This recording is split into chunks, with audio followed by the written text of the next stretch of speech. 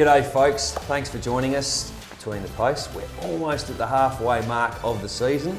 Got a fair bit to get through on the show tonight. We're going to catch up with Duane. Stewart! Stewie Stewart in our Yesterday's Hero segment, which as you'll know is the segment I enjoy the most. We're going to have a look at the marks and goals. We're going to do a Division 1 roundup as per normal and then look at the rest of the divisions, Tony. Oh, mate, what else was on the show? Huge. Well, just, mate, it's coming into winter. Right, you look. Well, we're at winter, yes, and trust me, rug up. Mate, I don't know, I reckon you're probably about 22 to 24. I run around 16 to 18% body fat in winter. Yeah. And the temple's feeling a bit cool, mate, as the winter is coming on. So I've just sort of rug up, just to show the fans out there, get ready for the winter, because the rain, the wet is all coming this week, and this round is going to be played in the wet. Are you a team that goes all right on the dry? Or poor power? Can you be known? Well, you need to be known as a team that can play dry, which is all your tall timber, taking all the marks and everything. Keep it short. Or in the wet. Keep it short. Yes, and do you play the game plan very quickly? Do you just get it along the ground and do anything you can to shoot it forward? Or do you stop and maintain possession? And there's a team in Division 1 that we're going to talk about that's currently doing that, Sean. Okay, well, speaking of Division 1, there's a bit of a hoo-ha around town about a Division 1 Eastern Suburbs club that managed to recruit a player last weekend. Very contentious amongst a few other clubs around town as to how they were able to get his services. Oh, hello. But we'll leave that one for another day. And speaking of one last Division 1 story, I believe a spectator wandered onto the ground at Port District's and St Peter's game on the weekend whilst the game was being played, Tony. Oh, was that? Oh, I didn't realise it was. The game was being played and the gentleman ventured out to express his disgust. Oh, no. Look, there's a lot happening around the league, folks. As you know, the dangerous tackles is still rearing its head. We'll touch on that. We've had a chat to Colin Rowson about where that sits. And look, it's transitional, isn't it? You know, it's difficult for everyone at the moment, but we've got to get a head around it. 18 red cards, Sean, and I'll touch on that a bit later. 18 red cards. We've just got to tidy things up. I'll tell you what, I was that excited. I had the music pumping on the way here. I cannot wait for this show with what we've got coming up. And the stuff to talk about around the league, fair income, we knew it was going to be a battle. Lambo said the next 4 or 5 weeks, 2 weeks ago he said that. It has turned out that way, Sean. It is, what a time to be involved. Let's get into it. Listen, we've got enough time to grab a cup of tea, or more particularly a beer, then strap yourselves in. Game on. Because we have got a show for you.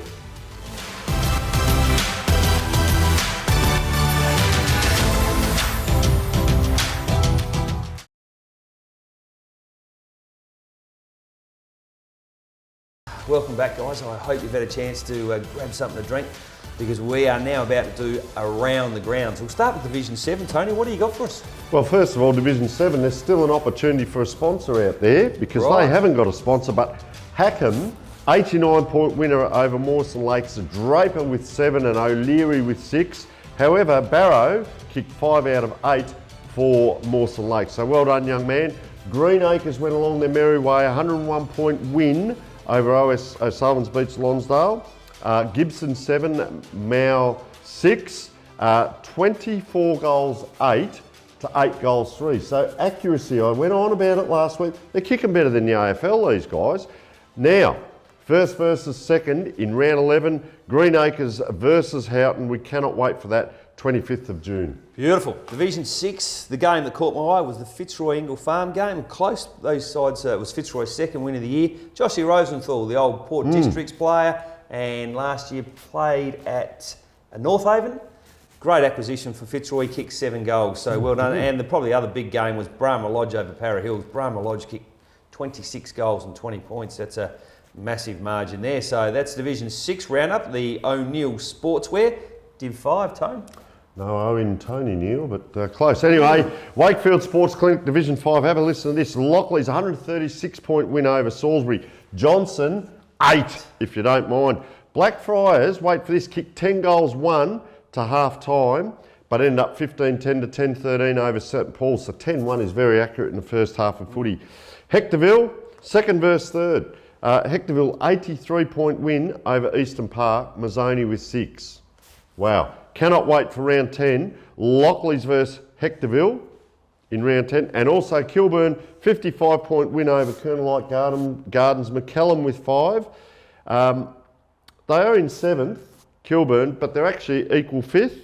And there's a young player down at Kilburn, Jaden Davidson, who I had a bit to do with a couple of years ago. Kicked 4 goals from the centre and over 40 possessions. That's from Uncle Gavin. That came through. Right. And outstanding young man. Terrific. On to Division 3, and a couple of things that caught my eyes. Hardy from Flinders Park kicked 8 goals, and Doak from Morphy Parks kicked 8 goals. Hardy, of course, the ex-Woodville West Torrens player, great recruit for them this year. And all other games went according to as you would expect. Division 2, how does that look? Well, that's your role, mate, because I'm Division 3. However, you've done it well, so you're going to do 2 in a row, but I'll just touch on what you've done there. That's you, not we. Edwardstown, 55-point win over Scotch, was 17 points at half-time. Right. Cornish, the pasty man, kicked 5. Golden Grove, 122-point win over CBC. A spread of goals across 11 players. Modbury, 10 goals to 4 in their second half. They only led by 9 points at half-time for their big win over Smosh Westlakes. Verity, very good, with 7 goals. And as you said, Seaton were actually 7 points up on Flinders Park at half-time. Flinders Park kicked 14 goals to 3 in the second half to win by 64 points, and you said it. Hardy kicked 4. Golden Grove on top with 8 wins. Modbury, Flinders Park and Edwardstown all on 6 wins. Golden Grove, it's theirs to lose. It's Golden Grove and Flinders Park and perhaps Daylight. Division 2, we must touch on that. Would have liked to see Unley Mercedes Jets keep up the form they've been in lately, but Adelaide University had a good win by 7 goals. Yes. According to someone who knows, they tells me that Unley never travel well to Adelaide Uni, and I go, why would that be? The grass not good enough at Adelaide Uni? I'm not sure. Jeez. But they took care of them. It was a good win. Salisbury North also had a very good win after coming off a game where they kicked 1 goal, I think, the previous week against Henley. They kicked 13 goals to beat North Haven, who was sitting 3rd or 4th on the ladder. And Foss Camden beat Sacred Heart. Yeah. On the back of not getting the recruit they thought they were going to get. There was no disappointment in the way they played. What a tremendous win. And mate, this is like bingo tonight, folks. Fair income. We're just spinning the wheel. Don't forget Division 4, Sean. Yeah, what happened in Division 4? I tell you what, Division 4, match of the round, no question, was Hope Valley versus Plimpton. 13-10 to 13-9, 1 point margin, great game of footy. And Hope Valley, well, they're going all right, aren't they? Yeah, a little bit up and down, but you see the pictures on social media. They celebrate pretty big, that win, and good on them. Well done. Yep. Anything else there? That's enough, folks. I know that was a bit up and down. We'll be back with Div 1 shortly.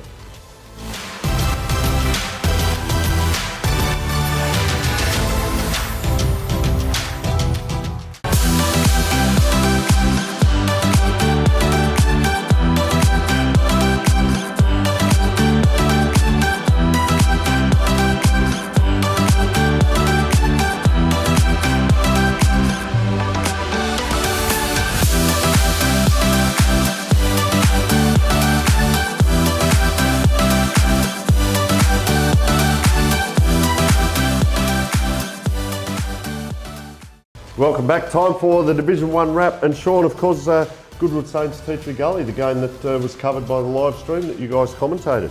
Yeah, it was disappointing, Tony, to be honest with you, wow. from a Teacher Gully perspective. And I know they're undermanned a little bit. Blake Penny out with a broken hand. He's their captain, spiritual leader. Matty Stent also unable to play with a broken hand. 2 big games. A couple of big outs, but the margin was almost 15 goals, I think. 87 points. And it was, it was comprehensive every quarter. And the one thing that I didn't like was the fact I didn't see any change up at all from Teacher Gully across the game. So they didn't decide, when they got a roll on, we spoke in the broadcast about the fact that this game could come back to bite Teacher Gully on the backside later in the year because of the percentage in such a tight ladder.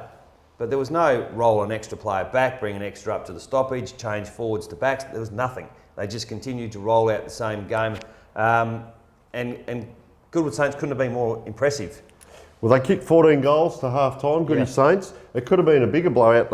When I say only, they kicked 7 in the second half, but Teacher Gully kicked 3 goals, 5 in the second half, and of course Burgess and Clark kicked 5 each for Goodwood Saints. So 2 big pins up forward, kicking goals, finishing for the team. It's fantastic to see. I will say, the game was at Goodwood Saints, and to a certain degree, these two clubs come together for this particular game each year for mental health. That's special. They award a trophy to the best player from each side and recognise some of a past player from both the clubs. And together, Teacher Gully and Goodwood Saints do this exceptionally well. And the speeches after the game from one of the parents was one of the best speeches I've actually heard at a game of footy. So hats off to everyone involved in organising the game from that perspective.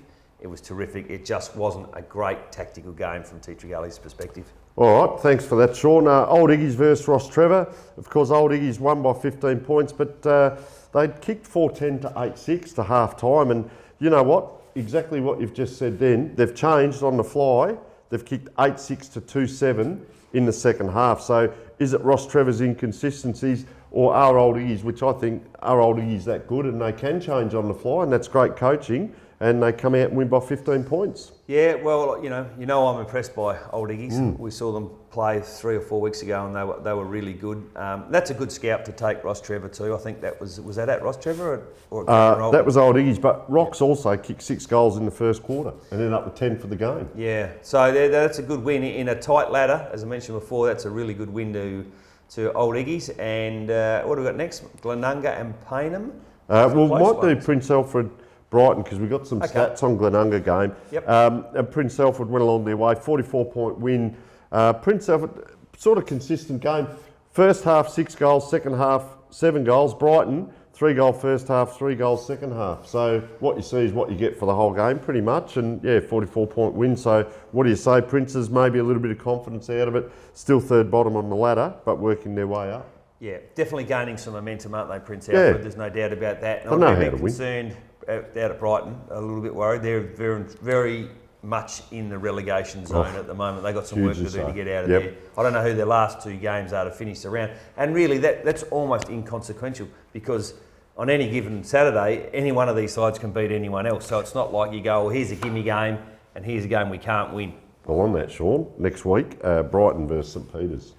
Yeah, big for Brighton, home for Brighton, is it? Yeah, big game. I can't see them winning, Tone. And, no. They're going to be up against it if that's the case, yeah. So Payneham Norwood Union versus Glenunga. Glenunga go on their merry way, won by 13 points. Interesting, Payneham Norwood Union 6-6 to 4-6 in the second half, so they didn't give up. They're 2 goals different, but it could have been overrun, but it wasn't. But to Glenunga's defence. So just some interesting stats. We'll look at the chart that comes up that we get hold of, disposals. So have a listen to this. Payneham Norwood Union 253 to 219 up on disposals.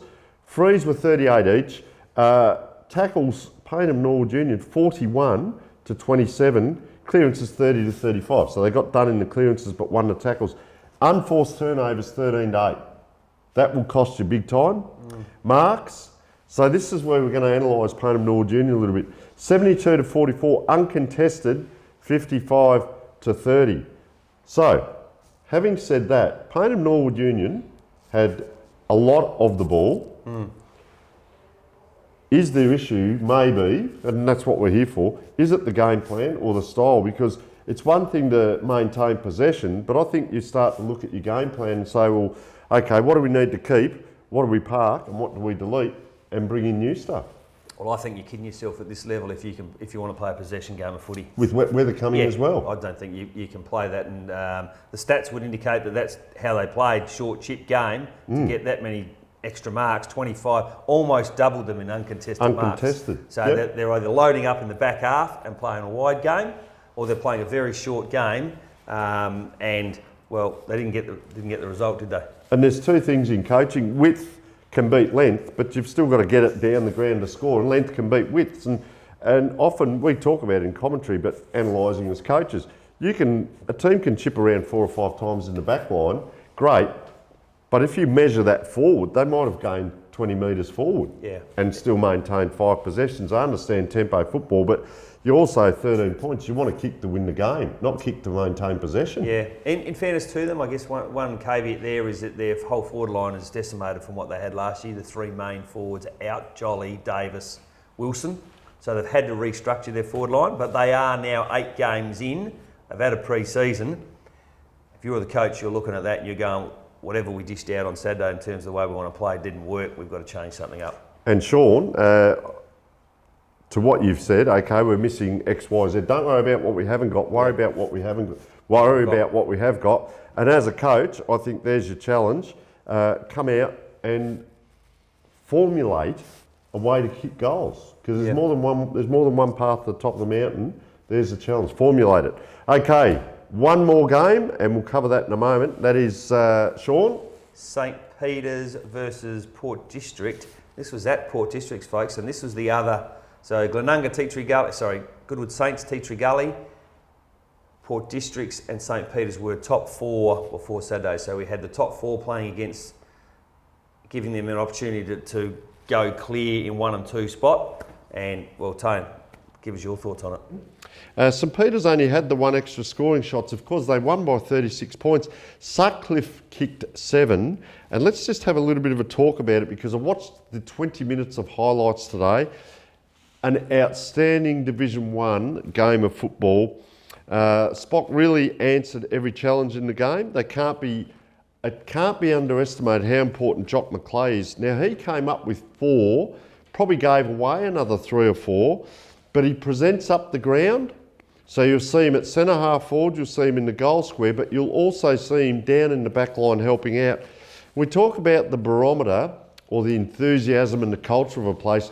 Have a look at some of the highlights of this guy. Every time a goal was kicked, he'll run 30, 50 metres, whatever, to pat the guy on the back or to remember where the ball came from. It's in such an integral part of that team culture and the buy-in that the coaches are always striving for. So I take my hat off to Jock McClay. I think this year, look, he takes strong grabs, he punches the ball on, he'll place a block in, he'll kick a vital goal at telling times. And I've mentioned it the last few weeks. I think his fitness at the moment is absolutely sensational. He looks fantastic. He's strong and vigorous at the ball. He's threatening to the others. There's a physical and a mental presence when he's coming down the ground, and players are thinking, where is this man? The other one that's an important cog, obviously, is Toby Schultz. So if you look at his kick-ins, the man with the glove on, he'll kick the ball 60 metres from the kick-ins, but if he runs that 10 to 20 metres out, then he might end up being a 90-metre play and a very good kick-in. And what St Peter's have been able to do is get that ball through the middle of the ground, and the other link-up one is Nick McGill.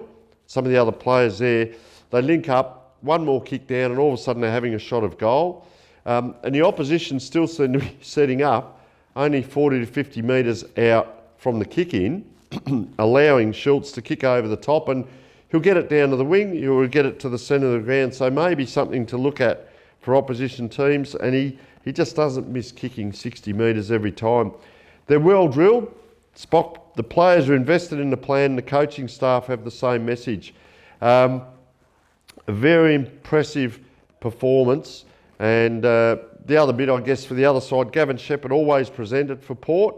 The Spock gave it to him all day from the boundary, but he's a very good player. Also interesting on the day, Port had a reunion past player that's been mentioned. And so fantastic, St Peter's going along their way. As we said, Division 1, a cracking division at the moment. So having said that, Sean, that's why St Peter's are up the top. They're up the top there, sitting on 6. But of course, Goodwood Saints, it's almost, I've got a couple of favourite players now.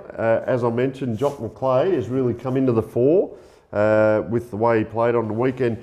But a couple of weeks ago, I see Goodwood Saints, and I think, wow, they're going to win the premiership this year. Well, I watched, 20 minutes of vision today, and I think, St Peter's are going to win there. Well, St Peter's did get beaten by Goodwood Saints not that long ago, a couple of weeks ago. Yep. Our boss, Johnny Douglas, did film the game, Port District's St Peter's on the weekend. He was very impressed with St Peter's.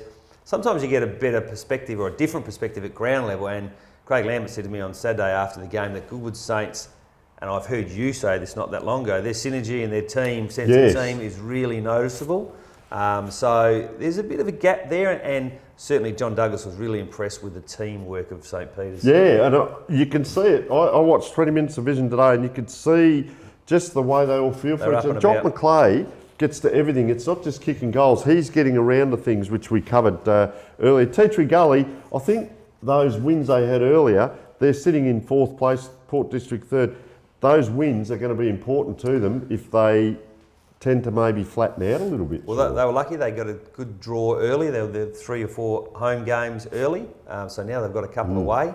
They just need to stay in contention, and hopefully Blake Penny, Matty Stent, Tyson Breeden and a few others aren't too far away, because they need their best 21, as probably everybody does, to be fair, to be competitive. I cannot wait. 5:30 Saturday night. I'm on that Play HQ, looking at the scores. Look at Glenunga and Old Iggy's, 5th and 6th respectively, 4 and 4. Fantastic it's hard to effort. pick. When they win, you think, oh, that was great. And now it's almost, I reckon they might have got up and Glenunga win again. Now this is the last game, as we mentioned before the bye. There's no show next week, but we are recording a show the week after that, and we're all going to have a crack at picking the team of the half years. We're going to make our predictions about who finishes where, who plays in the grand finals, and I've got to say, hand on heart, we haven't got much idea. No, Sean, I've got a little secret. I've got my medalist. Right. And I've done some homework that I ain't gone back through. He's been in the best player in all 9 games for his team. 8 games. 8 games, sorry. Club, mate? Which club? Well, it's one of those 10. Right. One of those 10. And just on what you said, guess what game is this week? Both teams 4 and 4, Glenunga versus Old Iggy's. It's like, how has this happened? The round that we wanted to happen. Yep. And then we go down, Ross Trevor, up and down. They're 4 and 4. Princes, you don't put them out. They could fly up. Yeah. And then, Brighton and Payneham are probably going to sit where they're sitting. And our live stream game this week comes to you from Pertaringa Oval, which is always a great place to watch a game of footy. It's like an amphitheatre out there, and that promises to be a beauty. We'll want to see a bounce back from Teatree Gully, and Payneham starting to slip dangerously off the bottom of the ladder. They weren't far off it on Saturday. They'll be looking to get their second win, so that will be a beauty live stream.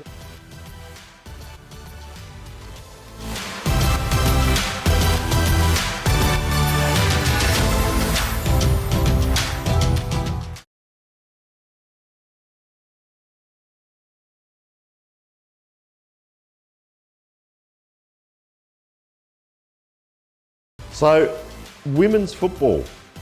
I'm going to discuss this with you because we did the live stream on Saturday night.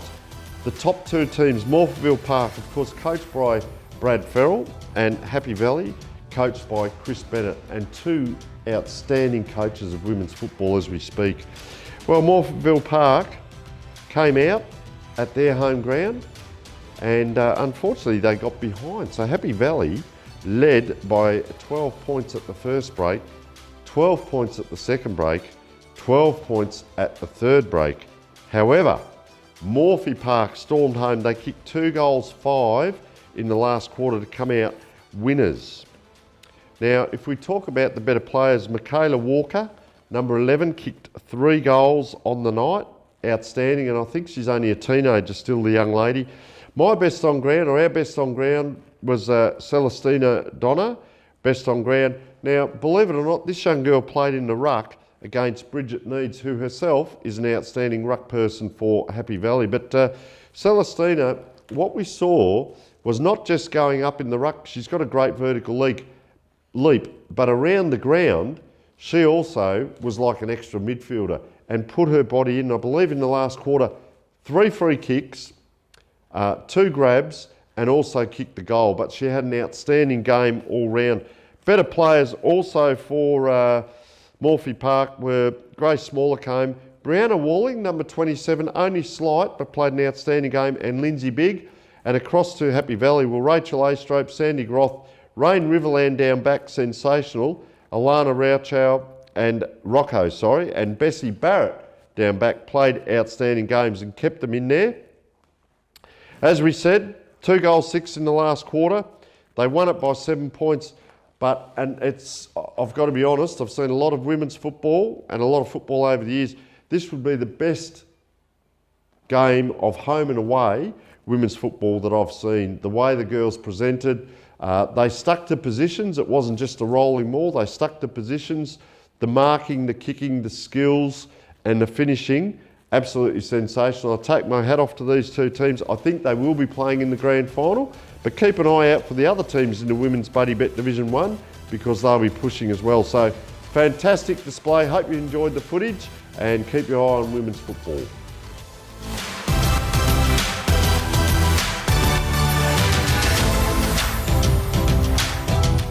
Well, g'day footy fans, my name's Phil Hurd and welcome to the Women's Wrap. A full round just played, a full round just coming up, plenty happening. Let's get into it. Starting with the Power A Division 6, the Round 8 results. Rosewater have their first win of 2022, downing Adelaide University in the end quite comfortably by 29 points at home.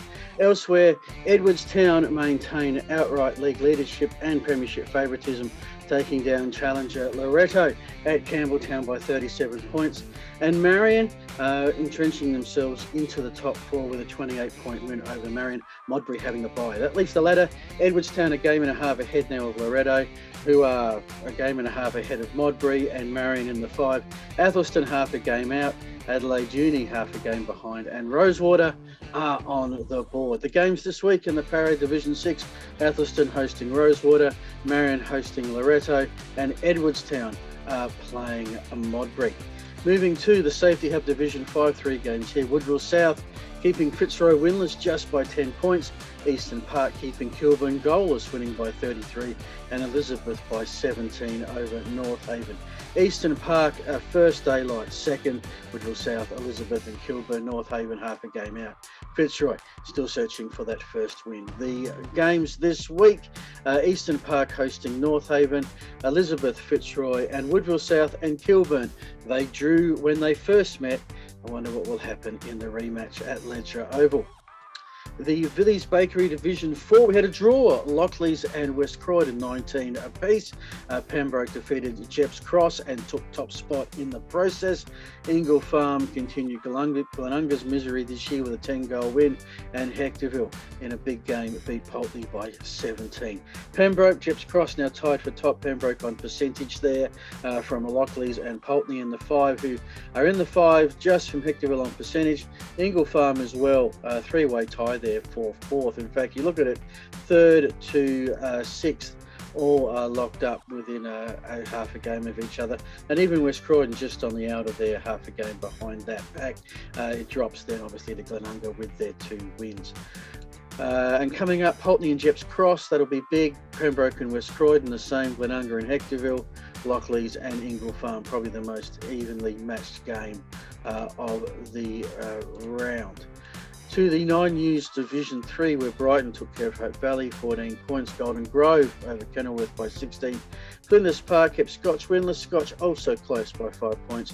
And Goody Saints held Mitcham goalless, winning by 29 points.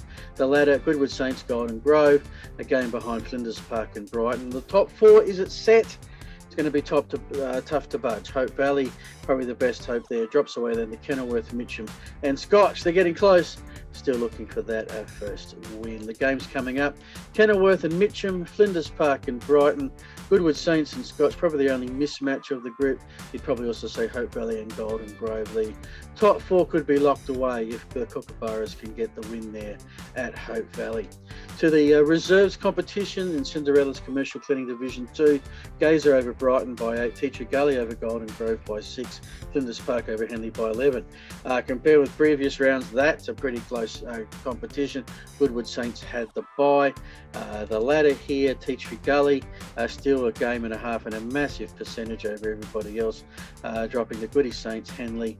Golden Grove not far out of it, Gazer a game further back, and Brighton just the 1 win in that reserves competition. The reserves schedule, Flinders Park and Brighton, Goodwood Saints and Henley, Gazer and Golden Grove. Tea Tree Gully will sit atop the ladder from above and have the bye this weekend. To the league in Division 2, again, look at those margins, all within a kick, can you believe it? Flinders University beat Tea Tree Gully by just 1 kick, as did Gazer at Angle Vale. 18 scoring shots. Is that 18 scoring shots to 7? And just won by 1 kick. Blackfriars over Henley by just 2 points. Again, Henley, 12 scoring shots to 9, couldn't get the chocolates. Blackfriars and Flinders University lead the Division 2.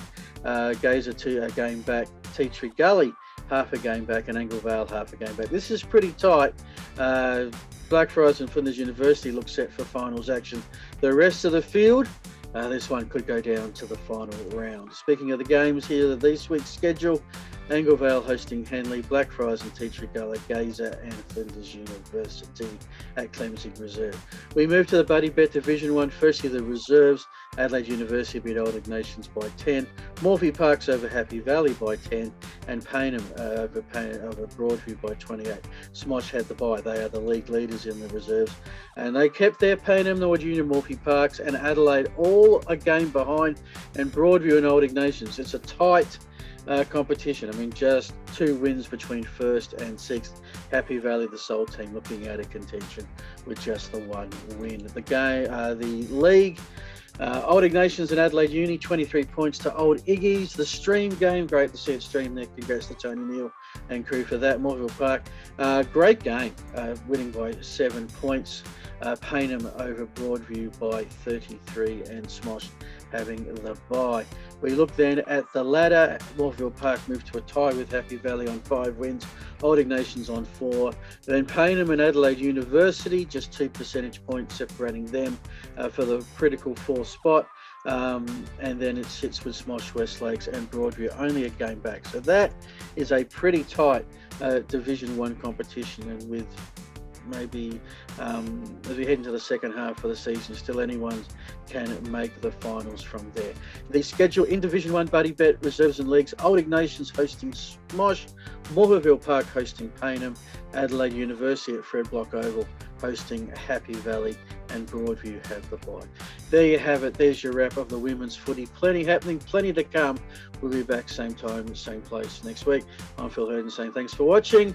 Until then, enjoy your footy.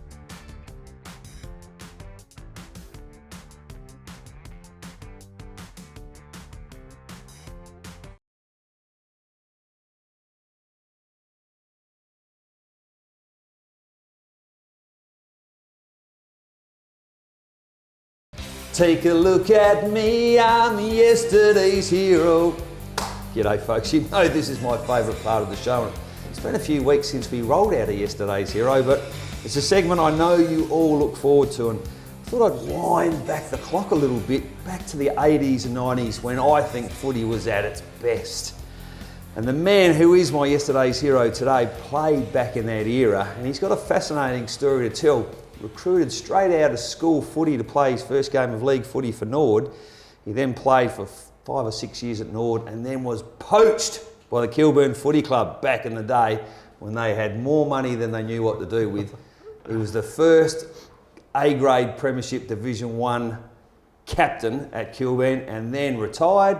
Then came out of retirement to be a playing coach at Old Iggy's, and I know he's thrilled by how they're going. Well, if that wasn't the longest introduction ever, I don't know what was. Duane, Stewart, how are you, Stewie? Great, Jacko. Thanks for having us, and winding back the clock there, back to the 80s and the 90s, the good old days. It was a long intro, sorry about that. No, it's good. I love it. Let's wind it back, mate. Tell us a bit where it first started for you. Where did you first play footy? So I just straight at school, Campbelltown High. Played all my junior footy, Campbelltown Primary, Campbelltown High, and then once I got into Campbelltown High, we the special squads out at Norwood. Got a bit of a intro there. Wasn't real flash to start off with, but over the years started to develop, and I think I sort of just grew up and started to grow into my body, and basically from there on, that's where it all started. So look, I know you had a really successful under 17, under 19, won 3 premierships in a row. We had a very successful junior program out at Norwood. Yeah. The great man Johnny Wynn was we called it the College of Knowledge. Some great players. Macca obviously was probably the top of the tree, but Painey, James Fantasia, Hoculise. So there was a number of guys. Wayne Tanner all went on, played league footy, AFL footy. So, and then even after us, there was a number of guys who came through. But I was lucky enough to play 2 17s in a row and an under 19s premiership. One of the great stories I love is the fact that you were at school and you got a phone call or not. Tell the folks. I don't want to tell the story. You tell the story. Back in, it was 83, so I was year 12 at Campbelltown, and there was a state game. I was playing under 19s out at Nord, so it was still 17, and we'd had a pretty good first start of the year. And there was a June long weekend was always a state game, and the state team was playing against Perth against WA over in Perth. And Norwood had about 5 or 6 players in, so Michael Aish, Keith Thomas, all the regulars. And Danny Jenkins was called up very late on the Friday to fly over. And anyway, I've just gone to school, and Norwood had put in the paper the team selection. And back in those days, you read your name in the paper to see where you were playing, whether it was under 17s or under 19s, reserves or whatever. And I'd been named in the reserves. And I was trying to work out if that was me or some other Stewart, which obviously wasn't. So you hadn't played reserves at this stage either, had you? No, just played the 5 games of under 19s. And anyway, yeah, sure enough, I get to school. Evan Katsaris, who was our PE teacher, he came to the class before the school. We had assembly Fridays, and he said, Stewie, Neill Barnes here, wants to have a chat to you. So I wandered over to the gym, and Barmy was there, and he said, Stewie, Danny's been called up, and so we're going to start you tomorrow in the middle against Stewart at Norwood Oval. So, didn't really have much time to think about, getting nervous or what I was going to do. Were you the hero of the school in the afternoon? Yeah. How'd you go with the girls that afternoon? Well, school was sort of done from then. But I really struggled. How'd you go Monday when you rolled into school? It was interesting because we played Stewart, 12,000 people at Norwood Oval. I stood Michael Graham and Greg Whittlesey in the two sections, and it's a game where we were in front by 5 goals with time on. I actually came off because I was done. Not saying that was a turning point in the game. Yeah. Stewart kicked 5 goals in the time on, and they won. They beat us by 5 points. Oh, wow. So anyway, it was all a blur. I went to school on the Monday. All the press were there, photos and all that sort of gear, But I was back at schoolwork and back into. I said to Barmy, I said, do I train with you guys or do I go back and train with under 19s? How does this work? He goes, no, you keep coming with us. So yeah, that was sort of the entree into it. And you played 5 or 6 in a row, and then went back to the 19s for the rest of the year for the finals. Is that right? So what happened was, obviously, I think we won 1 out of the next 6 games. All the players had come back. I then went back and played 3 or 4 reserves games, and then sort of back into the under 19s, and I think we beat North Adelaide in that flag. So well, not a bad start, mate. It was a bit mind-boggling, and I loved it. It was just people say, would you change it? Because obviously didn't play. I played 5 years, but I wouldn't change anything. It was just great experience. Well, you are prolific on social media, mate, so I do know that you're still good mates with a lot of the old Norwood boys, a few of them you mentioned before. It's good to catch up. But we are an Adelaide Footy League show, mate, so I need to know, how does a boy from the eastern suburbs who's never probably since ventured north of Grand Junction Road end up at Kilburn? Yeah, interesting story too. Steve O'Connor, who a lot of people would know in the amateur league areas, rang me. My last year at Norwood, we were struggling a bit. Probably the first year we didn't play finals. Just before June 30, I get this phone call from Steve O'Connor at Kilburn. I didn't know who Kilburn was, I didn't know what the amateur league was. And he said, you're keen to come out? And I said, mate, just we'll leave it for now. Wait till we get to the end of the year, and if we don't play finals, then I'll have a think about it. Give me a ring. Anyway, I didn't think I'd ever hear anything of it again, and sure enough, we didn't make the finals, and I think on the Monday after we finished, Steve O'Connor rang me again. So anyway, there was a connection. A couple of the Norwood boys' dads worked with him at Tube Makers, I think it was at the time, so that was where the connection, a really loose connection, but and I really had no connection with any other footy club because I'd only ever played at Norwood, school or Norwood. So I had a few offers in the country, but I really just didn't want to travel.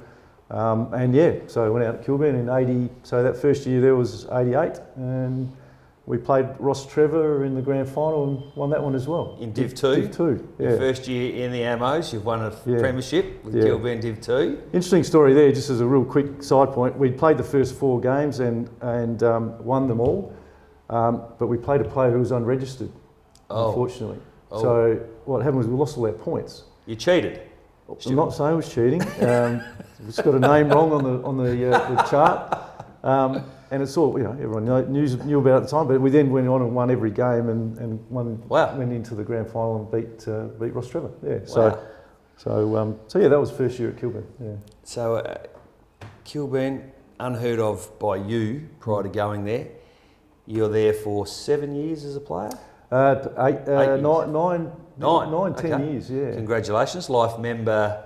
Player life member Yeah. the other week, which was just a great honour. And as you say, next year's 100 years of Kilburn. Wow. Been around. So some great friends and blokes that just give the shirt off their back for you. And a strong Norwood connection, surprisingly enough, over the next few years. When you got there was Rowan Hellier and Desi O'Dwyer and Brenton Clavey and who else? Greg Thomas came out, had a run around. We had Mark Oculi, Robbie Prime. There were a number of the Norwood boys that came out, and Desi O'Dwyer, I think you might have said. Yep. We all played in a couple of finals together and grand finals. So it was just brilliant just to come out, and they all go back there today. All of them come back, and we have our teams that we've played for over the years. It was just very, very cool. So tell us about the Div 1 Premiership, mate. You're captain of the club. Was your first year as captain? No, I was captain for a couple of years. We lost 2 grand finals. Right. 91, 92, I think, and then 93 we missed out, and then 94 we had a big year, and that year was Port Districts, and it was a tough old contest. But I think we lost 1 or 2 games for the year, so we were pretty well favourites. Okay. Again, just some of the best sides I ever played in were those Kilburn sides of the mid-90s. It was just brilliant. So, For the people who didn't get to see Kilburn back then as a footy club, I mean, the atmosphere, the KDF on the mound with a megaphone. I mean, how was it when you were playing in front of that? I'm so glad I was on Kilburn's side. No, it was brilliant. The KDF, I mean, the mound men had the old loudspeakers. We'd play Scotch, and they'd say, number 15, the schnitzel's ready at the bar, so you might as well go over because you're 20 goals down. And they'd rarely come into the club. They'd get all their gear and they'd just set up, and then they go to their own club rooms. But they'd come around at presentation night, and they'd have their own trophy to present to. Stephen Maisie would win that every year, every second year. No doubt. Or Glass, Johnny Glasson. So brilliant, just terrific club people, and like I said, would give you the shirt off their back. And the amount of times I've walked through the city and some big dudes come up to me and Timber. Timber a number of times. Well, I know Timber, but there'd be a few others that go, "Oh, gee, what's going on here?" And they go, "Hey, Stewie, how you going?" And it would be one of the mound men who's he's got a bike, he's bikey out the side. So it was great atmosphere, and I'm glad they were on our side. That's for sure. And a great era, no doubt about that. But I'm going to push you forward a couple of years now. So you hang the boots up. Yes. You decide to give it away. 2 years of doing nothing. Then now all of a sudden you get the urge, or someone rings you, or how does the next? I did 2 years scouting for the Crows. That's right. Under 17s, under 19s with James Fantasia and Paney. Paney and I sort of did the under 17s, under 19s. We went and looked at the players. Yep. And had a bit of a taste for what the coaches were doing. And I thought, geez, I reckon I could give this a go. Anyway, connection with the Old Ignatians. I've married into a McCarthy's, which is a big St Ignatius name. So my brother-in-laws all played out there, and all their cousins. So it seemed only right that if I was going to have a coaching gig, then I'd sort of take that on. So at the ripe old age of 38, became the player coach. Yeah. Wow. Yeah. Wow, that's a great effort. And that was interesting. Good times. You must be thrilled the way they're going now. I know you do get a bit of joy out of seeing how well they're going. Yeah, they've got their 50th year this year as well, so they had a ball a couple of weeks ago, and they won their first Div 1 game. And then even Saturday, I had a big win against Ross Trevor, which was sensational. Yeah. So they're certainly holding their own, and they've got a good bunch of young guys coming through. And they have, And Bootsy, the coach, the old Ross Trevor man, had a great win on the weekend. So he's doing a good job. Very proud of the boys. So yeah. So you finally then hang the boots up at 41. Yeah. Wow, that's a great effort. Yeah. And then decide you'll venture out. That's it. That was going to be it. But then you decided to go out to Norwood, coach the two. Oh, sorry. Yes. So ended up playing, and same deal. 6 months later, I get a phone call from Ian Stazanowski, and Jamie Mason was coaching the B grade at Norwood, and he'd sort of pulled the pin late to go and coach at the school. I think the school that he was at. And so I thought, well, if I really want to take this to the next level, this would be a great, coming home almost. Sort of had 2 years coaching the reserve. So Tex Walker, who was his first year at Norwood. Oh, you're hanging your hat on Tex, are you? Hey, you made him what he is today. Not at all. It was sensational to have those young guys coming through, one of my proudest moments is I think half a dozen of the guys that I coached went on to were part of the three-peat of winning flags at Norwood. Right, okay, yeah. Weber, Jeffries. Yep.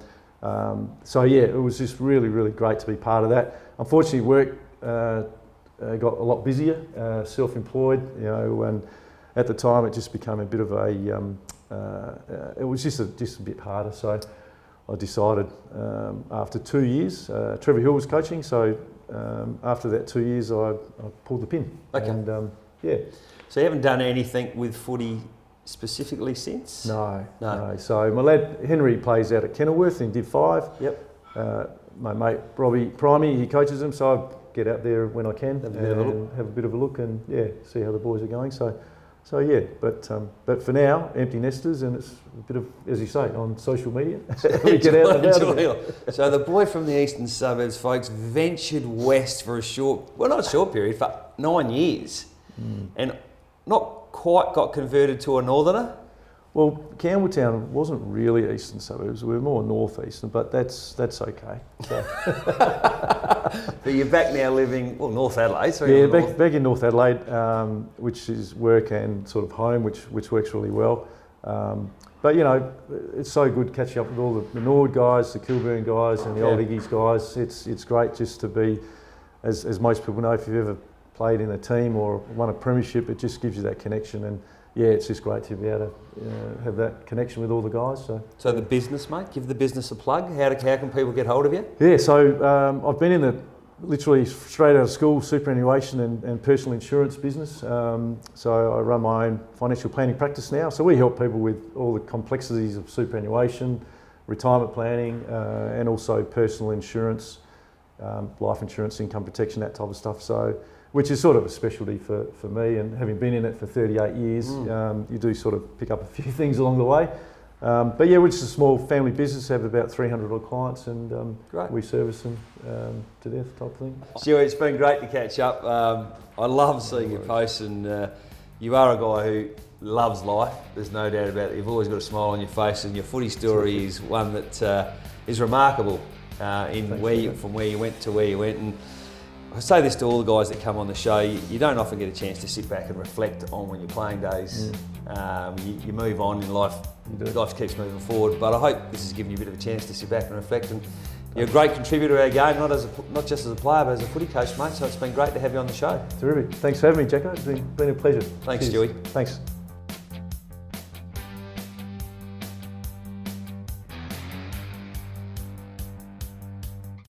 Nine News, teaming up with the Adelaide Footy League. Tom Wren on the ground at your club for Thursday Night Live, strengthening communities through footy. Welcome back, and it's time to have a look at what's been happening around the league. Well, Tom Wren and the Nine News crew last week went to the Edwardstown Football Club, and they, thanks to Police Credit Union, they awarded a $500 cheque to the club. Rowies Roost, you wouldn't believe it, still hasn't gone off. Jessica and Jessie kicked. Unfortunately, no footy landed in the bin, but Jessica did kick a footy into the bin on her practice shot. And the Powerade Award went to, wait for this, Paul Dunn. Paul has been a wonderful volunteer for over 10 years. He's coached juniors, a boundary umpire and a goal umpire most weeks, and currently arranges every week all the volunteer roles that are required for every Saturday match day. What a massive effort. Paul is a genuinely good bloke and very well respected at the Edwardstown Football Club. So well done to you, Paul Dunn. Remember to keep an eye out on our socials for the next Nine News club visit, which of course Thursday, 2nd of June, we're heading out to the Brighton Football Club. Goal of the week, supported by 5AA. The round 7 winner is Brett Pedersen from the North Haven Football Club. Brett, you've won a $50 sip and save voucher. Let's go Harveys. 5AA will be in contact. Our West End Player of the Week winner, round 7, Buddybet Women's Division 1 Payneham Norwood Union Football Club. Head over to the league's Facebook page to get voting on our round 8 nominations. We'll continue on. The Buddybet Division 1 Best On Ground and Powerade Play of the Day is selected by the Adelaide Footy TV live stream commentators based on player performance. Buddybet Division 1 Best On Ground for Round 8, Nick Favretto from the Goodwood Saints. Nick has won a $100 New Balance voucher thanks to Belgravia Sports. Our Buddybet Division 1 Powerade Play of the Day for Round 8 is Kane Cornish from the Goodwood Saints. Thanks to Powerade, Kane from Goodwood Saints has won a carton of Powerade. Just while we're on around the league, we were speaking with the umpires director today. There have been 18 red cards on the weekend. 4 got downgraded to yellow, but a word of warning out there, 14 of them are still up as red cards, and there are a couple of 8-week suspensions. And while we're on that, it is time to pull your head in. I've been guilty myself of being reported several times, and you just got to stop and think. And when you're about to do the silly thing, think about how it'll affect your teammates and how it'll affect the scoreboard and those around you. So it's a very important lesson to learn. And the other thing is spectators. It's been in the newsletter. We've been asked, and I understand through some of the clubs, that when you're a spectator, just spectate and support your own team. But the bagging and vilification and carrying on towards others, you've had your chance when you're a player to be tough. It's not being tough on the sidelines, having a go at people when they've got no recourse to action. So just pull your heads in a bit. Remember, when you're out there supporting, you're also representing your own club as well. So be a little bit wary of that when you're doing your supporting, and let's look at a fantastic second half of the season. That's it for Around the Ground.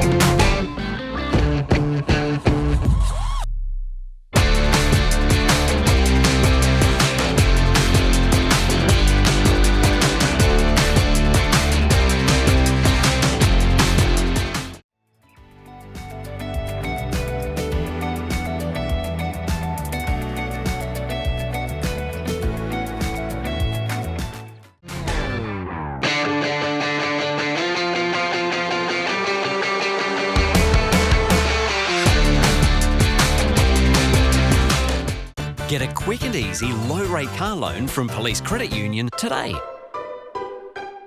9 News, teaming up with the Adelaide Footy League. Tom Wren on the ground at your club for Thursday Night Live, strengthening communities through footy.